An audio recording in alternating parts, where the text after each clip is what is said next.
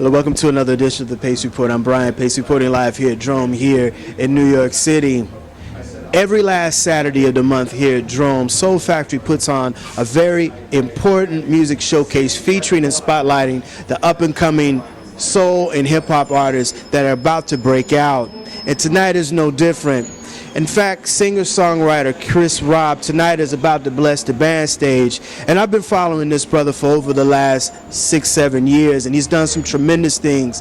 In addition to having an upcoming record coming out, this gentleman has produced, written, as well as been music director for the likes of Talib Kweli, Roberta Flack, Ware, and Anita, and the list goes on and on with the musicians that he's recorded and toured with.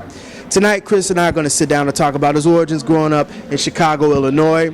We're also going to talk about his older brother, Craig Robinson, who's also on the hit series The Office and has a brand new movie coming out, Peeps, which is produced by Tyler Perry, in which Chris has a song that's going to be on the soundtrack. In addition to that, we're going to talk about really his love for the music, what sets him apart from all of his other contemporaries that came from the Windy City.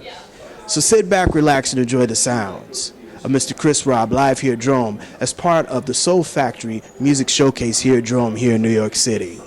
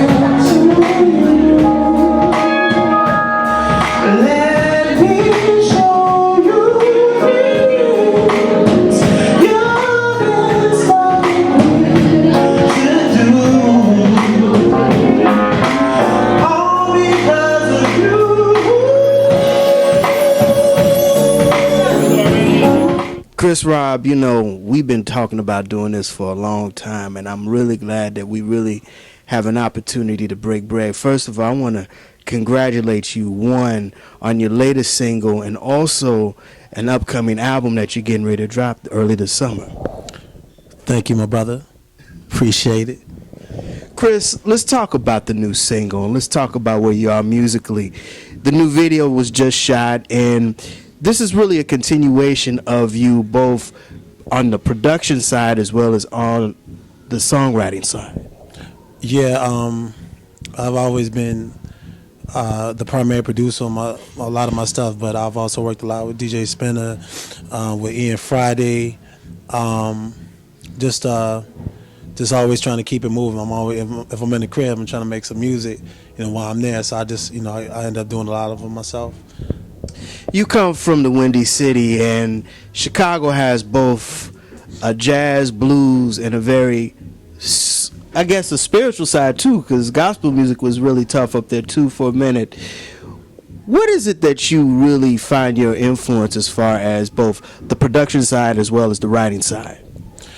I'm influenced by quite a bit, man. Life is just, it just constantly, there's always a source of energy there's some to inspire you, but Primarily when I was coming up, though, man, I just really admired a lot of the multi-instrumentalists like Prince and Curtis Mayfield and Marvin, and of course grew up on hip hop and jazz and everything.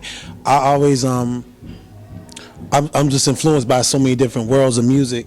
So I'm constantly trying to express that, find like a cool way to express that. Well, or how can I make a song that says, I love jazz, but I also love rock and roll. I also love hip hop, but I also love gospel, but I also love, you know what I'm saying? Because coming up in Chicago, that's what you had to do. You had to know all these styles of music. So I was always studying all these musicians. I was coming up, I was studying with a lot of older cats who I was playing with, and they would just be putting me on to the old school. You know, when I first got hip to Jimi Hendrix, I was on a gig, my man just started busting out all these Jimi Hendrix songs, you know, and so that I'm continuing that tradition, the live tradition we have in Chicago, but I'm putting it into my original music, you know. You and another one of your cohorts, Maurice Brown, you guys have really brought a whole nother vernacular to just roots music. I mean, you're not completely jazz, but you know how to get in the jazz vein.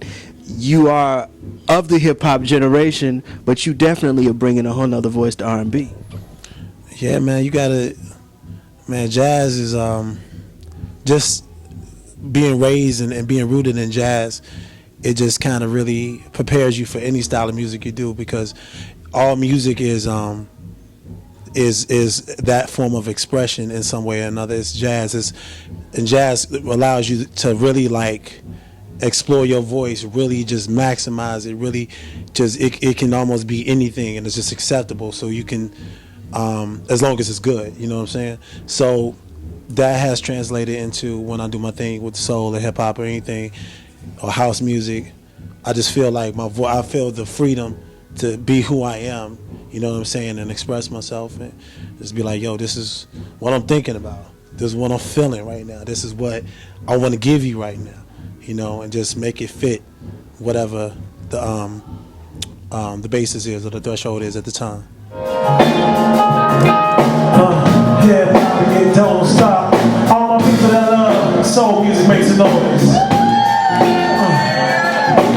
All my people that love jazz makes a noise. If you love rock and roll, makes a noise right here. Well, my house music all night long, people. Well, all my people that love hip hop, hip hop.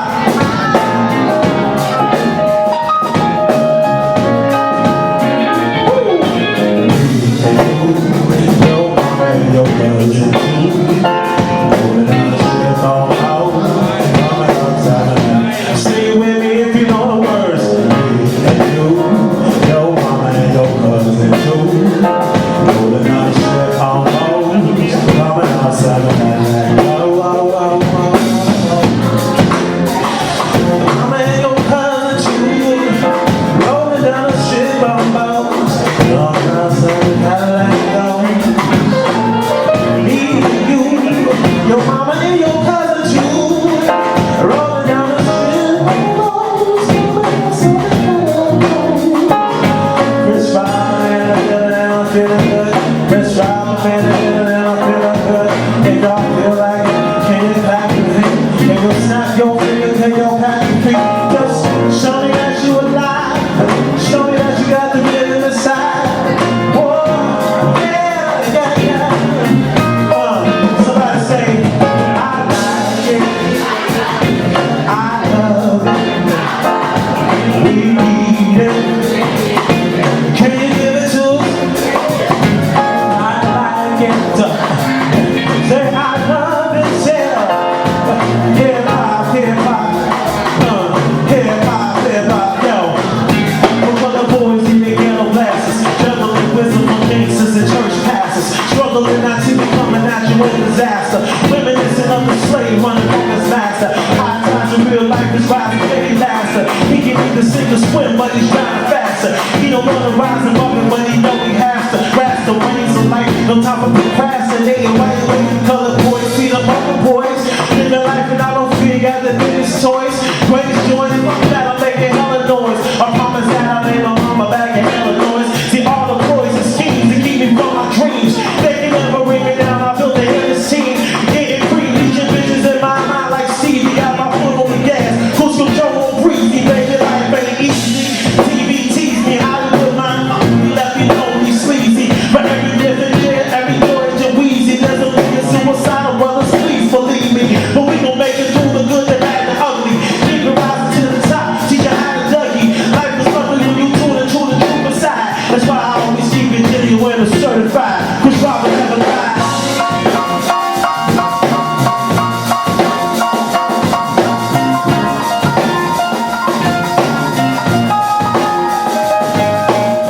Tell me about growing up in Chicago. I know that you and your brother, you guys have got entertainment in your blood, but tell me when Chris Rob decided that he was going to start banging away on some keyboards as well as play some guitar and drums. Yeah.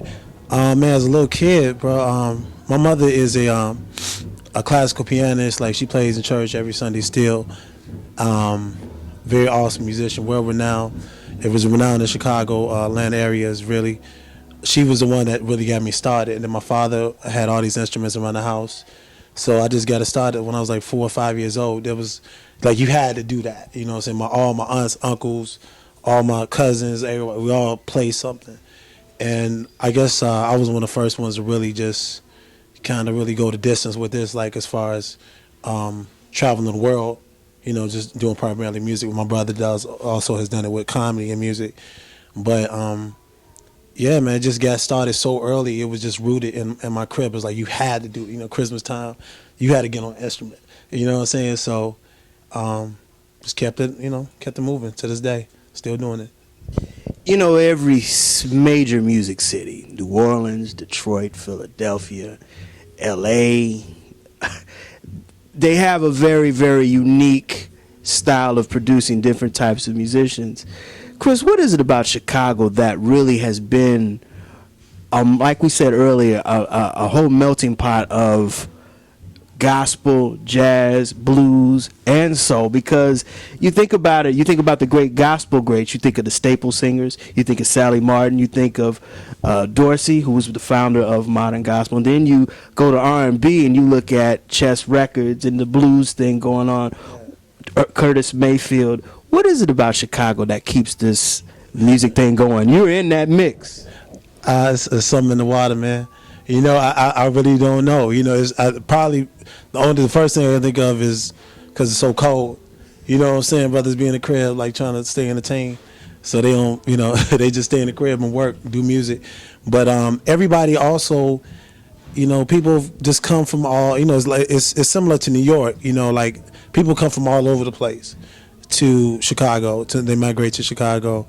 And there's just a host of different energy there, you know, that when I was growing up, like, there was a scene for everything, you know, for blues. There was a scene for jazz. There was a scene for, like, hip hop. Like, you could go, you know, to the scene. You knew who the players were and all that. And I guess some of us are fortunate enough to, like, just move around and just jump on from scene to scene. That's what I was doing when I was coming up, and just learning from, you know, firsthand from cats who just take whatever genre of music it is. They just take it so seriously. You know, the jazz heads. I grew up, you know, playing the jazz clubs. I was like 13 or 14, and everybody's just serious about, you know, whatever they're passionate about that genre. You know what I'm saying? So I would take that passion, learn it, and take it to the next thing. You know, with my curiosity, it just led me to all these different worlds. So I really don't know what it is about Chicago, but it's definitely powerful, especially in the gospel tip. Yeah, we got some great people come from there too, you know, so everything, you know.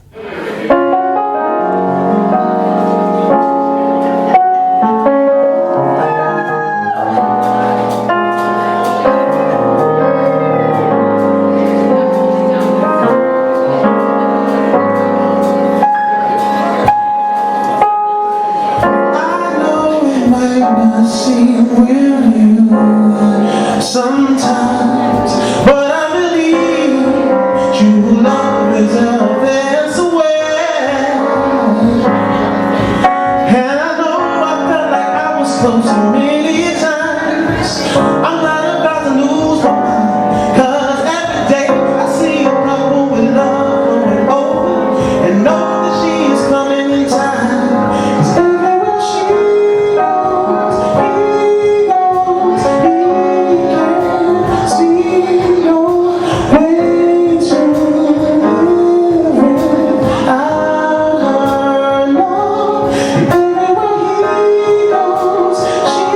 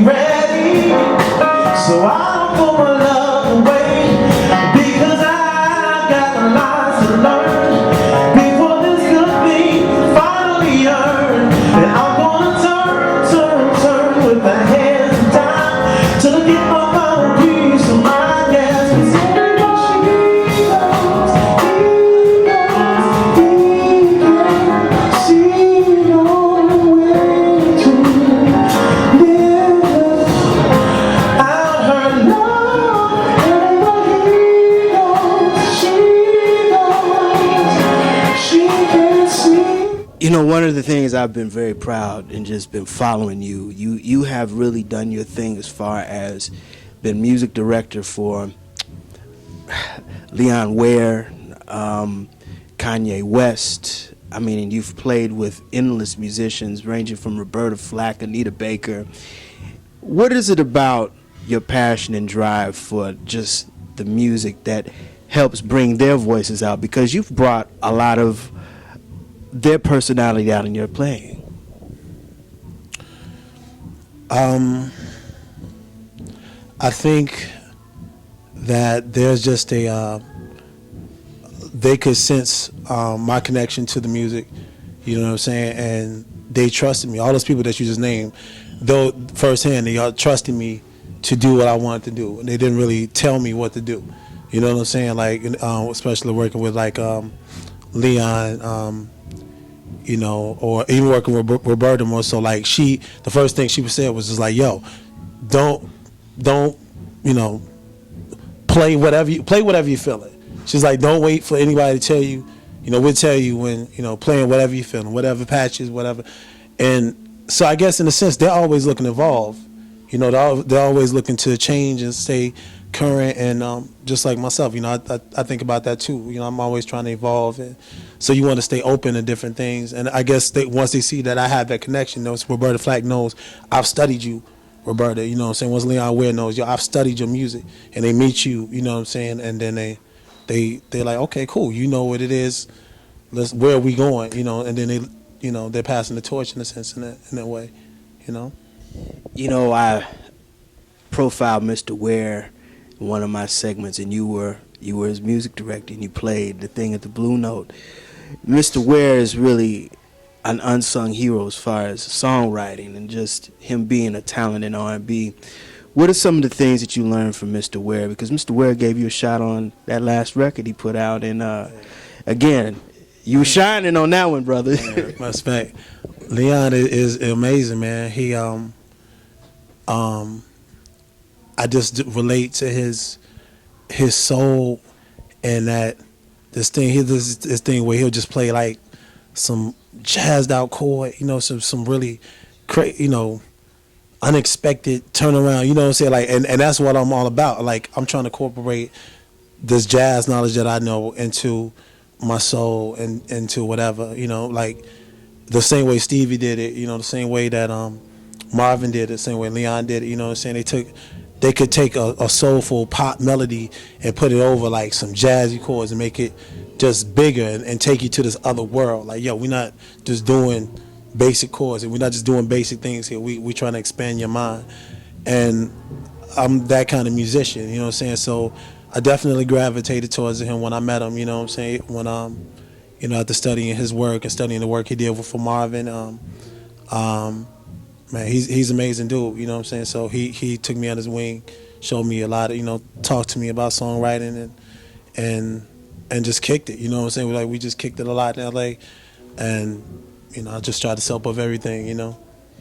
That'll do it again for another edition of The Pace Report. I'm Brian Pace reporting live here at Drome here in New York City. I'd like to personally thank the incomparable Chris Robb for his time, as well as Richard Johnson and the staff at Soul Factory. If you're ever in New York City, please attend one of Soul Factory's independent showcases, which is always held here at Drome the last Saturday of the month here in New York City. I'd like to personally thank the staff and management here at Drome for their hospitality as well. As always, please visit my website, www.thepacereport.com, for my weekly column as well as my past segments. Until next time, remember, if it's in the groove, it'll make you move. Till next time, peace. You are so nice to know.